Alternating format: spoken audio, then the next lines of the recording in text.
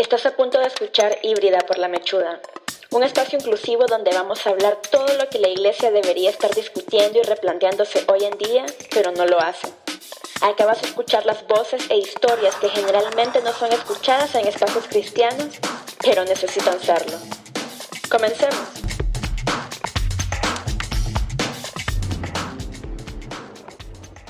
Hola, hola, hola, hola, ¿qué tal? ¿Cómo están? Muchísimas gracias por estar en otro episodio de Híbrida por la Mechuda.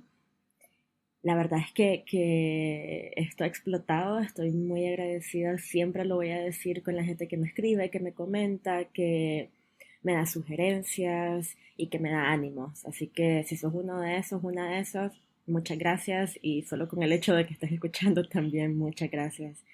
En el episodio de hoy, el invitado les va a explotar la cabeza. Su nombre es Kenji Kuramitsu. Lo conocí el año pasado en el programa de liderazgo de The Reformation Project. No era parte, de hecho, él es parte de la junta directiva. Él nos dio una pequeña capacitación sobre justicia racial que estuvo muy buena y después lo volví a ver en la conferencia anual de TRP. Y ahí pudimos conversar y me sorprendió su nivel de español, me sorprendió todo lo que está haciendo, su ánimo, su pasión. Así que bueno, en pequeños rasgos les digo que él es estadounidense, pero de ascendencia japonesa. Es escritor, es activista y actualmente está estudiando 2 maestrías. Una, su maestría en divinidad en un seminario teológico y una maestría en trabajo social. Sacó un libro de oración. Sí, todo eso lo está haciendo y a mí también me sorprende cómo puede administrar su tiempo. Y bueno, en esta conversación hablamos de lo que está haciendo, de por qué se interesó en The Reformation Project, su historia, sus intereses y sobre todo vamos a aprender mucho de la teología de la liberación. Que repito, si no has hecho mi devocional que escribí en Our Bible App, ahí te va a dar como una pequeña introducción a este Jesús de la liberación. Pero si quieres aprender un poco más a qué me refiero con esto, a qué se refieren los teólogos de la liberación, escucha este episodio y vas a fortalecerte mucho en cómo de verdad trabajar por un mundo más justo que de verdad nos den las mismas oportunidades a todos y a todas.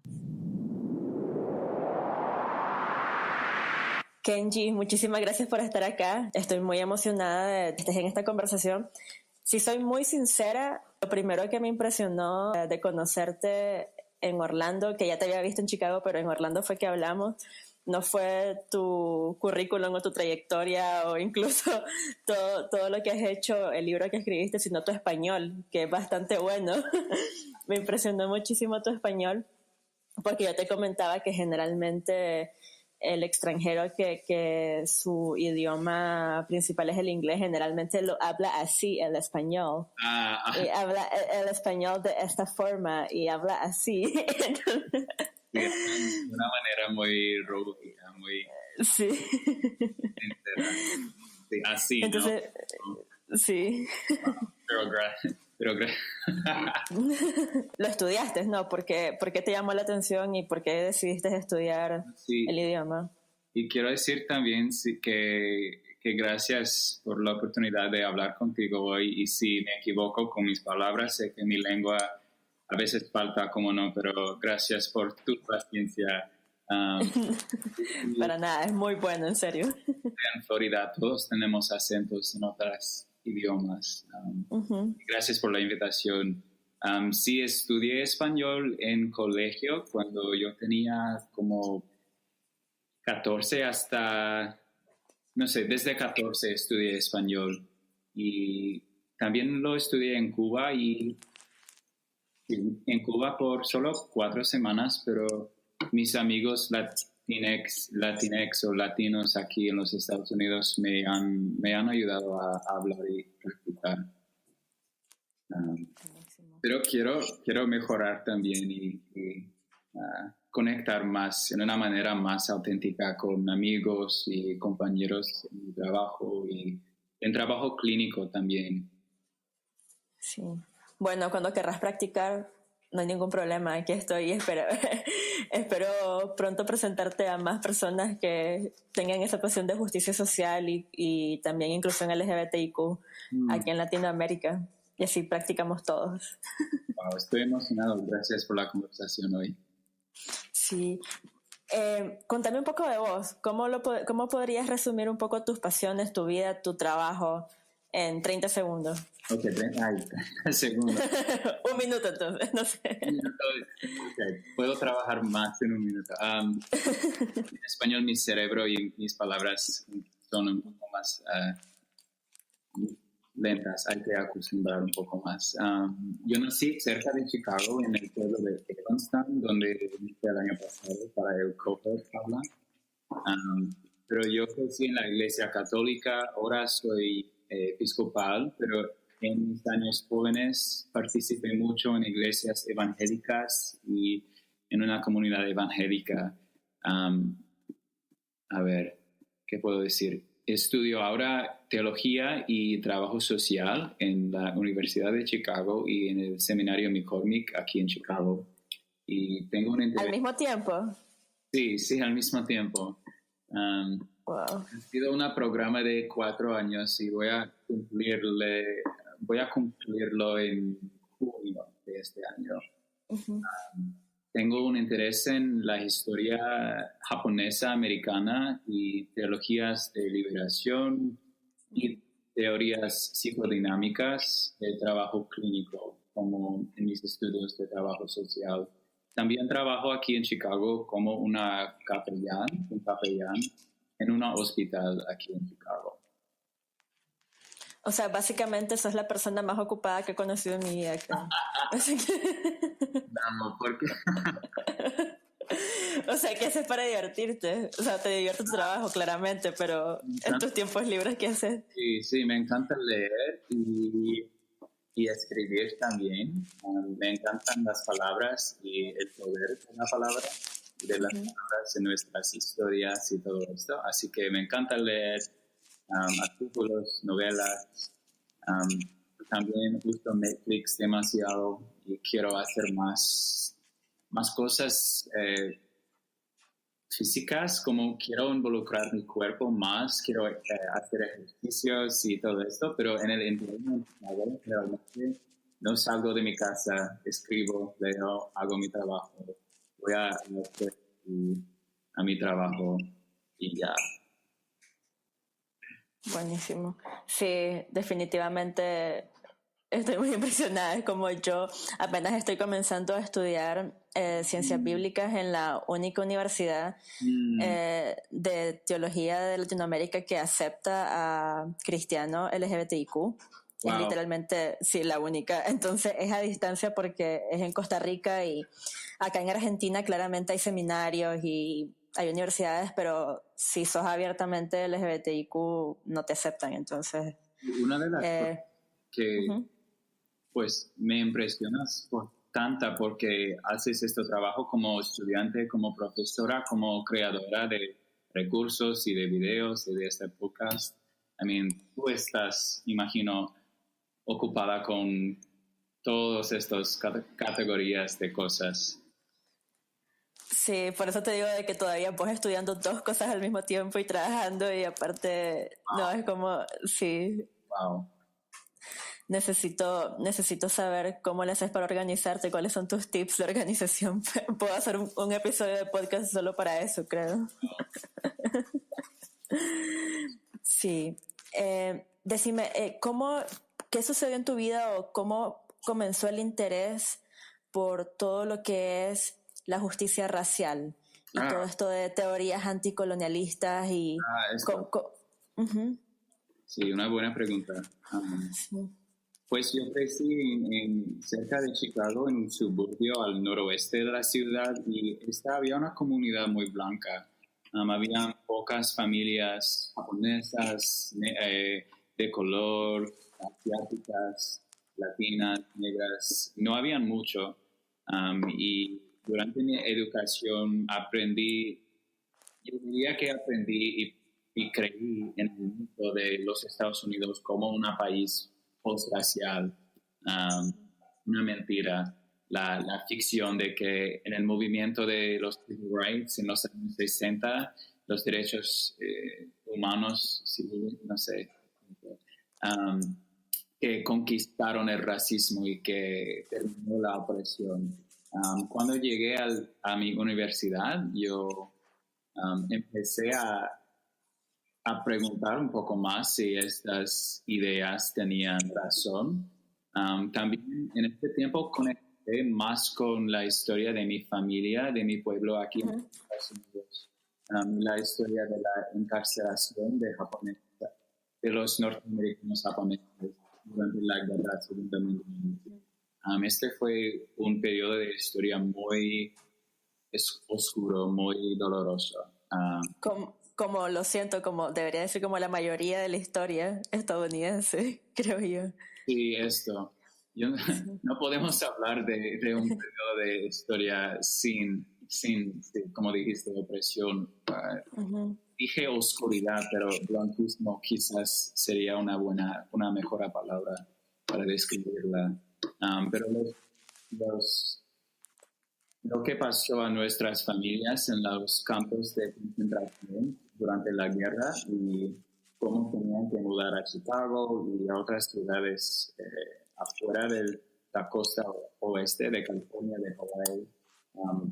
Estas historias me han afectado en un nivel muy profunda y me motivaron para investigar discursos, teorías y teologías de anticolonialismo, postcolonialismo, decolonialismo, en el contexto estadounidense, pero también internacional. Sí, y la última cosa que yo diría es que hablando con miembros de mi propia familia, mis abuelos, abuelas, mi padre, mis tíos y tías, sobre sus experiencias, las que no sentían que podían hablar de una manera abierta porque había la palabra me escapa, shame, había tanta vergüenza. Sí, y sentían una vergüenza grande y no era la suya, era una vergüenza de los blancos, pero no, es difícil explicar, pero pienso que me entiendes. Sí, total. Cuando aprendí un poco más de sus historias y cómo afectó mis padres, mis bisabuelos, mis abuelos, yo sentía más respeto por lo que tenían que durar, lo que tenían que ver, que vivir. De hecho, la verdad es que cuando escuché, o sea, tu interés sobre si la justicia racial, el anticolonialismo, postcolonialismo, me llamó mucho la atención porque la teología de la liberación es una teología que comenzó en Latinoamérica. Sí, comenzó en Latinoamérica, todo comenzó en Medellín, y se desarrolló en Centroamérica de una forma bastante práctica. Y es lastimoso y es bastante doloroso para mí ver que actualmente en Latinoamérica la teología de la liberación no es muy conocida. Es como y en ciertos círculos todavía tiene una connotación negativa. La misa campesina, que es teología de la liberación pura, que fue escrita por Carlos Mejía Godoy, que es nicaragüense, fue rechazada y fue baneada por la Iglesia Católica, por el mismo Papa. Entonces hay como todavía mucha ignorancia y no es un tema que se trate mucho y es triste porque vivimos, sí, Centroamérica no es ninguna, entre comillas, colonia per se, pero vivimos esta estructura y sistema de opresión en el día a día y no nos damos cuenta. Sí, y de hecho hay ciertas partes en Nicaragua donde te sentís extranjero en tu propio país. Porque sí, que digamos hay una parte en Nicaragua que se llama San Juan del Sur donde el 90%, 80%, pues no voy a ser tan exagerada, pero el 80% de los negocios, los dueños son norteamericanos y te hablan en inglés, el menú está en inglés, o sea, todo el ambiente es muy norteamericano. y nadie se cuestiona esto, nadie cuestiona por qué yo en mi propio país, por mi color de piel y por mi idioma, soy discriminada en mi propio país. Y tampoco, y ahora si no se cuestionan eso, ahora cuestionarse los sistemas de opresión de una perspectiva teológica. Es complicado. ¿Vos cómo ves en Estados Unidos o en tu ambiente o en tu círculo? ¿Están más abiertos a escuchar de justicia social, de justicia racial y de la teología de la liberación, o también es un trabajo arduo tocar estos temas? Wow, como dijiste, pues es una buena pregunta y estoy triste que en tu propio país, en tu propia tierra, estas fuerzas demónicas, estas fuerzas del mal, del blanquismo, del poder, del control, te hacen sentir como una extranjera. Y una buena observación que también en muchas partes de Latinoamérica también hay una distancia de la liberación, de la teología de liberación, como dijiste. La mayoría de personas, me imagino, aquí también en los Estados Unidos, pero no saben que los orígenes de estas ideas, de esta teología, son en Latinoamérica, son en Centroamérica, en Sudamérica. Para mí, yo tengo mucho respeto, y la influencia de Dr. James Cone ha sido una cosa muy grande en mis propios estudios. Sé que Cone en Norteamérica y teológicas y curas y otras personas en Latinoamérica tenían conexiones muy fuertes. Pero yo diría que la influencia de Cone de la teología de liberación negra que desarrollaba él son más, no sé, tienen más impacto, pero la mayoría de los Estados Unidos y de los cristianos en este país, pienso que rechazan literalmente o en una manera más indirecta las ideas de teologías de liberación. Por ejemplo, cuando lo que pasó pues en el año 2008, el presidente Barack Obama quería ser el presidente y había mucho conflicto sobre el pastor de Obama. Había un pastor llamado Jeremiah Wright y él predicó contra los Estados Unidos. Dijo, maldito sea, como que Dios debe tener enojo a los Estados Unidos. Dijo God damn America. Desde God bless America. Que en vez de bendecir los Estados Unidos, tenía Dios venganza. Esto había un momento muy poderoso y un momento muy triste, porque el presidente Barack Obama no apoyó a los comentarios de Jeremiah Wright y la comunidad cristiana de Estados Unidos, creyendo muchos de los mitos que hacemos sobre el post-racialismo y que la paz es muy importante y no hay que protestar porque no es muy importante de nombrar a estos poderes males. Wow. Todos como rechazaron su perspectiva y la teología de la liberación, algo muy radical para la mayoría de cristianos en los Estados Unidos, especialmente en comunidades blancos. Tú me preguntaste sobre mi contexto. Aunque mi seminario es una comunidad negra con mayoría de estudiantes afroamericanos y perspectivas muy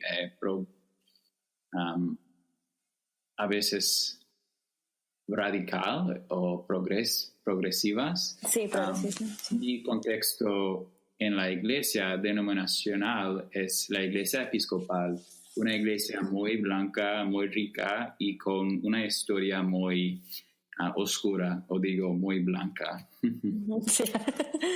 Este contexto, teologías de liberación no son muy populares porque demandan que pues nos obligan a investigar cosas muy inconvenientes, como de dónde viene nuestro dinero, quiénes son los dueños de la tierra en donde estamos, en donde alabamos a Dios, cómo pagamos los trabajadores en nuestras iglesias y pueden todos aquí cenar y almorzar y desayunar cada día y tienen trabajo condigno. Estas preguntas son muy inconvenientes para mi denominación y para la mayoría de estadounidenses de la fe cristiana, diría. Sí. De hecho, estoy pensando de que muchas personas que van a estar escuchando esto, que están escuchando esto, tal vez incluso ni siquiera saben a qué nos referimos con qué es la teología de la liberación. ¿Cómo podrías explicarla de una forma sencilla y rápida al que no sabe nada de lo que estamos hablando? Y yo celebro esta conversación porque es un desafío y algo necesario, porque necesito desarrollar la manera de que hablo yo en español con vocabulario LGBTQ y con vocabulario teológico. Sí. Porque cuando estudié español en colegio, en la universidad, estudié como José Martí, estudié literatura y palabras más comunes, más menos especializadas, pero nunca recibí una educación en activismo, en LGBTQ, en teología. Así que gracias por esta buena pregunta. Y vas extremadamente bien, así que repito, no te preocupes. Gracias. Estoy estudiando tanto, pero no me puedes ver. Yo diría que la teología de liberación, para describirla de una manera muy corta, es una perspectiva que dice que Dios, en inglés yo digo que take sides, que toma partido Dios, que Dios, el Dios que conocimos en la persona de Jesucristo, en la naturaleza, en la tierra indígena, en las tradiciones de nuestros ancestros, este Dios, nuestro Dios, no es imparcial y no es como una figura tan alejada, tan separada, pero está aquí apoyándonos y siempre con los pobres, siempre con los que son oprimidos. Cuando digo los pobres y los que sufren violencia, hablo sobre la mayoría de la población global, quienes son pobres, pero también hablo en muchos contextos, los que tienen experiencias de discriminación, de marginalización y de violencia, las cosas que también sufrió Jesús. Totalmente. Porque es lo resumiste bastante bien y me encantó, porque es muy triste que por lo menos en muchas iglesias de Latinoamérica, como la única imagen que se exalta o se visibiliza es de Jesús el Salvador, Jesús el Hijo de Dios, Jesús el que murió, pero muchas veces nunca se toca el tema de Jesús el revolucionario, porque lo fue, o Jesús el que iba en contra de todo sistema de opresión religiosa, moral, social, y para mí ese todavía es un Jesús muchísimo más atractivo incluso, y es un Jesús muchísimo más cercano y en el que todos nos podemos sentir identificados, pero por alguna razón el Jesús lejano, el Jesús Dios, el Jesús Salvador es el que está más en boca que este Jesús que claramente está junto al obrero, junto al pobre, junto al oprimido, junto al discriminado, como decir. Hay una manera de presentar a Jesús muy conveniente a los poderosos, que quitan su humanidad y me preguntan, ¿por qué le mataron? Si él no era un revolucionario, alguien que amenazaba el sistema de opresión, ¿por qué le mataron? Es fuerte porque incluso he escuchado como que hay gente que dice, no, a él no lo mataron, él dio su vida. Es como, no, lo mataron, claramente había una razón por la cual lo estaban matando. No es que simplemente él llegó y dijo, bueno, mátenme sin ninguna razón, sin ningún... Es como... Y definitivamente, como vos decís, las palabras tienen poder. El vocabulario tiene poder, y solo el hecho de decir erróneamente que no, a Jesús no lo mataron, dio su vida, le quitas mucha fuerza al Evangelio y le quitas mucho significado a la misma obra de Jesús. Porque claramente murió para dar un ejemplo, porque claramente su vida, su ministerio fue revolucionario desde el día 1. Entonces, o sea, no ver eso es perderte de una faceta importantísima de Jesús. Y de la misma vida cristiana, diría yo. No sé si, ¿qué pensás, si me expliqué? Pues estoy de acuerdo, y pues lo que estoy pensando es que muchos de los críticos de la teología de liberación pues tienen muchas perspectivas, muchas ideas, todas malas. La mayoría de ellas son malas en sus críticos de teología de liberación. Por ejemplo, dicen que es violencia, que es una teología violenta, o dicen que exagera los pecados del capitalismo, y que este sistema es beneficio y que ayuda a los pobres. Ambas, digo, son mentiras. En la primera, yo tenía una profesora en seminario llamada Claudio Carpales. Él es un profesor brasileño y siempre decía en nuestras clases que los críticos de la violencia en la teología de liberación enfocan en una violencia artificial. Es una violencia de dar poder a los pobres y los oprimidos, pero ignoran la violencia del sistema, de que no tener pan diario es una violencia, de no tener una comunidad segura en que puedes vivir y viajar y trabajar con seguridad. Esto es violencia también, pero lo ignoran para enfocar en una protesta. A mí esto es una idea bien latinoamericana, pienso. Yo recuerdo una protesta pienso que era en México. Había alguien con un señal y decía algo como ¿qué decía? Opresión social o algo así es más violenta que cualquier protesta, algo así. La presión social es más violenta que cualquier protesta. Sí, wow.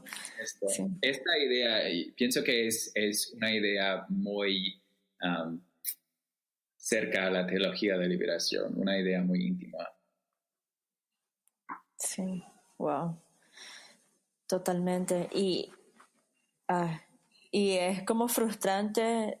Yo sé que, bueno, es frustrante, honestamente es frustrante que el hecho que vivamos oprimidos, o sea, este sistema nos oprime y mucha gente en realidad ni siquiera lo ve, no lo reconoce. Y lo miro, como te digo, lo miro mucho en Latinoamérica. Y haciendo un enlace un poco con tu trabajo también de inclusión LGBTIQ, hago un enlace porque hace poco tuve una conversación con un guatemalteco que me preguntaba cómo me había ido en Estados Unidos hace poco y que él vivía allá y no tuvo la oportunidad de verme, pero que me había parecido mi experiencia en Estados Unidos. Y yo le decía de que sí, siempre es bueno estar rodeada de gente LGBTIQ que profesa la fe cristiana, pero que sí, y como te comentaba a vos un poco antes de hablar acá, que no me sentí muy segura y cómoda en un espacio extremadamente white, ¿verdad? Muy blanco. Y yo le decía esto, que es triste ver cómo no había representación latina, no había mucha representación incluso negra, y era triste. Y él me decía, sí, eso es lo que yo he notado, que muchas veces muchas personas u organizaciones se quedan solamente con la inclusión LGBTIQ, pero no podés hablar de inclusión LGBTIQ, a veces es un trabalengua eso, lo siento. Y no puedes hablar de esto y voltear la cara a otros sistemas de presión y a otras injusticias, ¿verdad? Y que al fin y al cabo es la misma raíz de este sistema heteropatriarcal, heteronormado y capitalista. Y si vas a hablar de algo, de una discriminación a un grupo, no podés dejar de hablar de interseccionalidad y de entender todas las identidades de la persona. Entonces, ¿cómo llegaste a interesarte también entonces con la inclusión LGBTIQ? Eso, una buena pregunta. Y para responder primero a lo que dijiste sobre estas conferencias, estos eventos, estas conversaciones y cómo se pasan, son muy, sí, como dijiste, enfocado en el blanquismo. Pienso en, cuando me estabas hablando, pensé en una poema por Alfonsina Storni, una poeta argentina. La amo, sí, la amo. Y el poema, tú me quieres blanca, blanca, tú me quieres blanca, blanca, tú me quieres blanca. También he sentido en estos contextos exactamente esto, como del blanquismo como el normal, como le hace difícil para entrar en las conversaciones por tu cara, por tu cuerpo, por tus ancestros. Quizás puedo decir un poco más sobre que me preguntaste cómo me involucré con estas conversaciones. Cuando yo tenía, quiero decir, 10 o 12 años, quizás un poco menor, mis padres divorciaron y mi mamá empezó a salir con una mujer. Descubría su identidad como una mujer lesbiana, una persona gay. Esto para mi familia había algo que nos sorprendió mucho. Yo no tenía el vocabulario, las estructuras. Yo no pude entender muy bien una familia estructurada con dos madres o una madre y un stepmadre y un padre y todo esto me confundía mucho como un joven, pero durante mi educación y cuando crecí un poco más aprendí que una familia no tiene que tener solo un padre y una madre casados y con 2.5 hijos y un perro casado. Sí.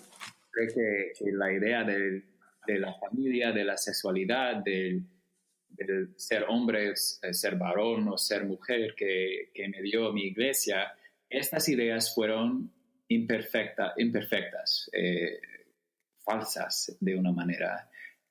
Así que cuando yo descubrí durante mi tiempo en universidad y un poco después como más de mi propia sensualidad, como una persona bisexual y de navegar el mundo de ser un miembro de una familia LGBT, identifico como una persona de la segunda generación LGBT. Hay una comunidad muy pequeña aquí en los Estados Unidos, pero poderosa se llama Queer Spawn, como los hijos de personas queer. Conozco personas que son la tercera o la cuarta generación LGBTQ, que para mí había una cosa muy nuevo. Pero quiero decir, un poco de orgullo en mi familia y en estas relaciones, aunque son muy imperfectas. También sé que es más complicado identificarse como una persona LGBTQ cuando eres también un miembro de una comunidad marginalizada por la raza. Pienso en mis ancestros, mi familia en los campos de concentración y hay historias de japoneses americanos, la palabra es Nikke. Hay historias de Nikke LGBTQ en campo, pero tenían que vivir con la sombra de persecución y de ser juzgado por la comunidad y por el gobierno y todo esto. Y estas narrativas de la vergüenza, como dijiste antes, son también una parte de mi propia historia, de la historia de mi comunidad. Como dijiste al principio de esta pregunta también, para el movimiento LGBTQ en los Estados Unidos ha sido un movimiento diverso, pero también blanco. No quiero decir que no existen los héroes como Sylvia Rivera, como Marsha Johnson, como mujeres, hombres, otras personas muy poderosas de color que ofrecían un desafío al movimiento LGBTQ que enfocaba solo en hombres blancos, gay. Pero la mayoría de este movimiento y de la iteración de este movimiento en la iglesia cristiana estadounidense ha sido con líderes blancos, hombres y gay. Totalmente. La importancia, como fui, de estas historias, pero también hay más diversidad, hay más miembros de nuestra comunidad en un nivel global. No quiero enfocar en los Estados Unidos, en un nivel global. Sí. Y es lo que se le dice como las capas de la opresión, ¿no? Los layers, porque sí, se van haciendo más capas y más capas en nuestras identidades, que por ejemplo, en mi experiencia, siempre que saco un video, y cuento esto por lo que acabas de decir del movimiento de liberación LGBTIQ cristiana, ha sido siempre estos hombres blancos, gays. Es interesante porque cuando lanzo un video o escribo un blog post o algo, siempre el que me responde es un hombre evangélico, mestizo, que se ofende más por el hecho que una mujer está hablando de esto que por la misma identidad LGBTIQ. Entonces, es interesante cómo obviamente el mismo patriarcado, el mismo machismo, la misoginia interiorizada, que ofende muchísimo más el hecho que sea una mujer que está hablando de esto en Nicaragua. Y no digo que sería fácil si fuera un hombre que esté haciendo, digamos, este podcast o esté haciendo estos videos, pero definitivamente sí sería un poco más fácil, porque por lo menos en Latinoamérica los hombres respetan a otros hombres. Es muy complicado que respeten la voz de una mujer que toque estos temas. Wow. Sí. Tenía que comentar esto porque sí, siempre que sé que tengo un comentario negativo voy al perfil y sé que va a ser un hombre, sé que va a ser mestizo, que es básicamente la raza que tiene el sistema, o sea, el poder en nuestros contextos, ¿verdad? Aquí el latino es muy racista con los mismos, indígenas. Es como entre más blancos sos de color, o sea, tu piel es más blanca, tenés más estatus en Latinoamérica, lo cual pues es absurdo, pero es lo que pasa. Y el mestizo es el que básicamente domina los espacios y domina las conversaciones y tiene el poder. Entonces, tenía que contar esto porque me llamó mucho la atención lo que dijiste, es que sí, generalmente las historias siempre son protagonizadas por hombres blancos y también en Latinoamérica se mira mucho eso, que los líderes son gays, hombres gays.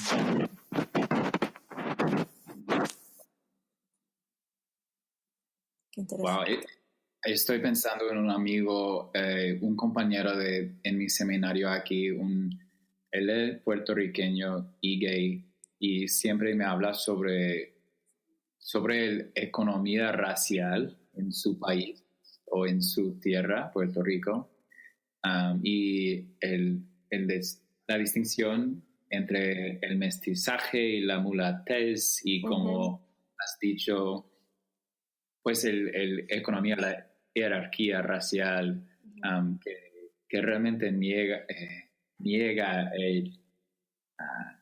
las experiencias de afro-puertorriqueños o de personas indígenas. Y sé que es una historia totalmente diferente que en mi contexto aquí y con sus propias dinámicas, pero cuando él me habla sobre esto, pienso que hay muchos, pues siempre estoy escuchando con mucha atención porque es una historia muy importante, pienso. Sí.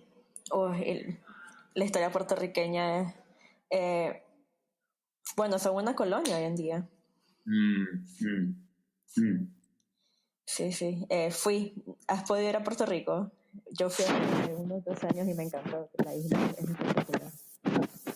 Y Wow. la gente es tan linda y, o sea, es como ver que, por lo menos, no sé la perspectiva de tu amigo, pero tengo amigos puertorriqueños que sí, que es como, obviamente quieren su independencia, quieren poder decir, o sea, soy puertorriqueño, no le pertenezco a otro, ¿verdad? Pero siguen diciéndome que en realidad la mayoría de puertorriqueños todavía que les gusta ser colonia, o sea, les gusta y tienen esa mentalidad de colonia todavía.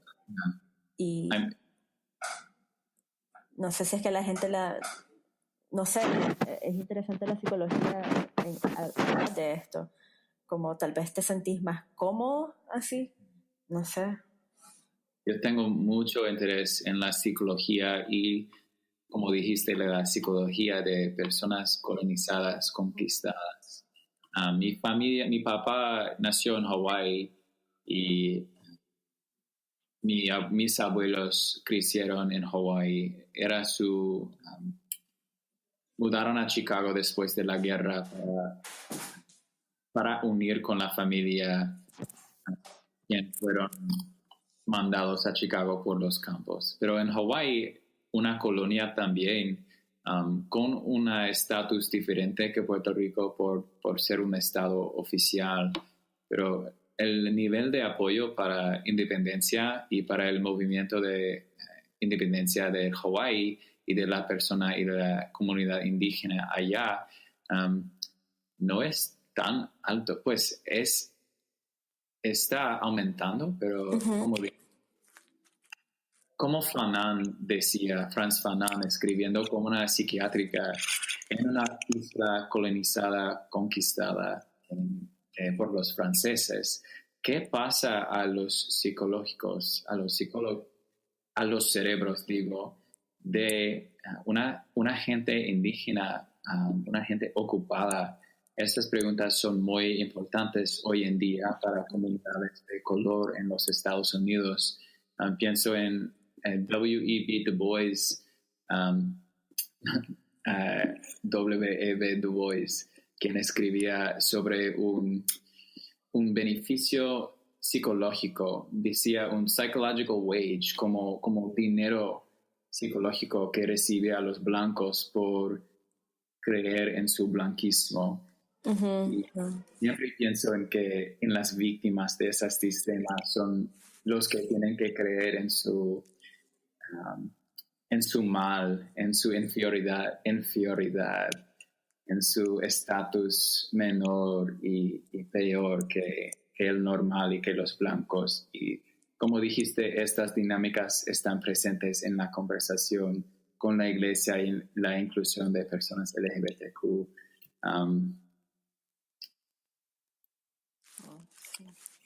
Como decimos, perdí mi tren de pensamiento.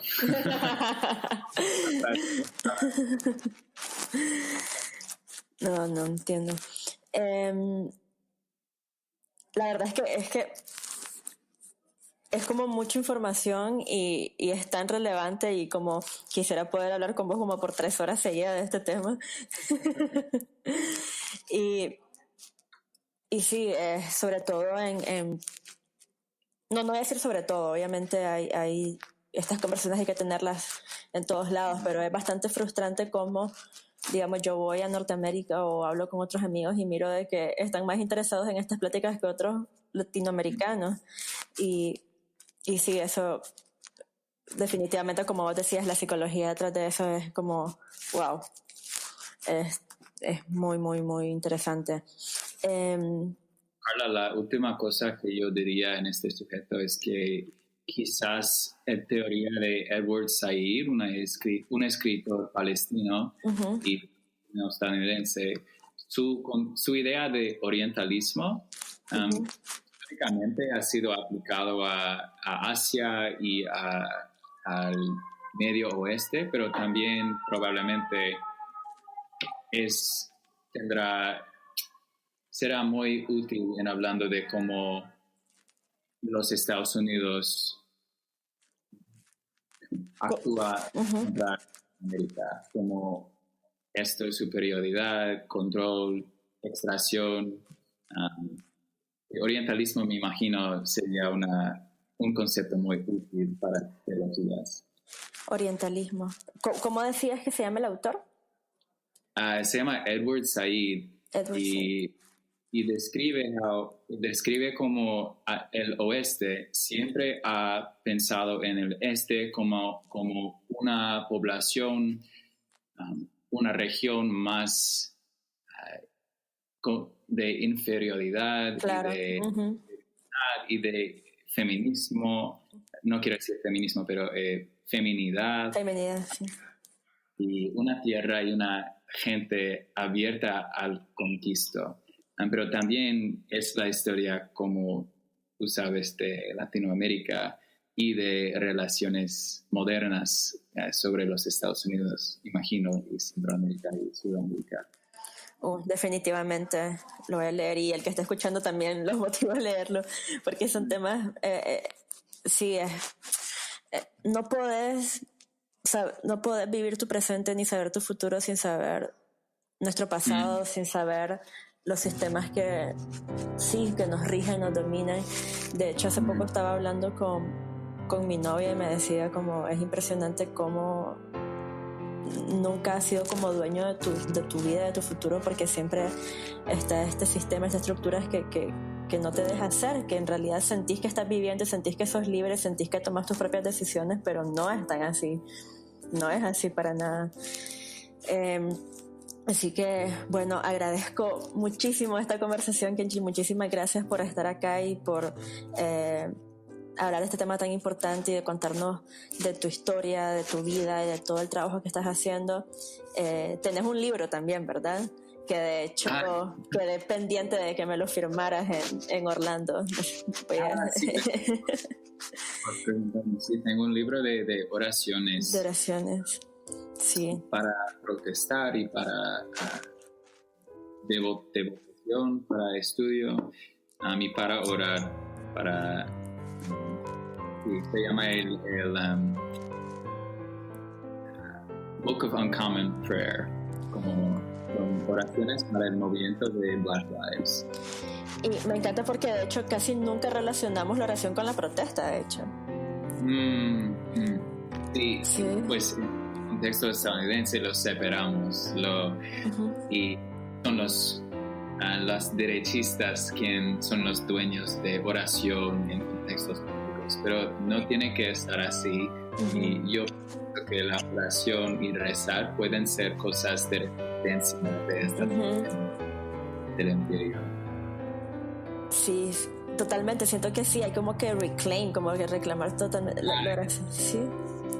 Sí, como nuestros movimientos han trabajado para reclamar la escritura, como tú has hablado cuando personas han usado la Biblia como una arma contra personas marginalizadas. Hay que reclamar la teología, pero también cosas como santificación, oración, cosas diarias que todavía nos puede apoyar y afectar. Wow, me encanta. Bueno, definitivamente está en mi bucket list. No sé, ¿lo tenés en Amazon? ¿O no está en Amazon, quizás un día, pero hay un sitio web, y si lo buscas en Google o cualquier cosa, un Book of Uncommon Prayer, nombre Kenji Kuramitsu. También hay enlaces en mi sitio web, kenjikuramitsu.com. Perfecto. Genial. Bueno, muchísimas gracias, Kenji, y seguimos en contacto y espero poder tenerte acá en Argentina o en otro país de Latinoamérica pronto. Gracias, Carla, por hablarme hoy. Así que un fuerte abrazo. Igual, gracias. Si esta conversación con Kenji te fue de bendición, googlealo, lee su libro, ve sus videos, aprende de su trabajo, porque sin duda Dios está haciendo muchas cosas grandes con él y no me puedo ni imaginar todo lo que se viene. También, si te es de bendición mi proyecto, algo que escribo, algo que dije en un video o estas conversaciones, me encantaría que te unieras a este movimiento apoyando, ya sea en oración, económicamente, escribiéndome. Si quieres ser parte de esto, con $5 al mes haces mucha diferencia. Así que ingresa a mi sitio web, lamechuda.com, y en apoyar la obra te va a llevar a la página donde puedes donar para poder impactar todavía más vidas LGBTIQ a lo largo de Latinoamérica. Así que bueno, nos vemos hasta la próxima, donde vamos a seguir teniendo este tipo de conversaciones que, repito, la iglesia debería estar teniendo en los mismos templos.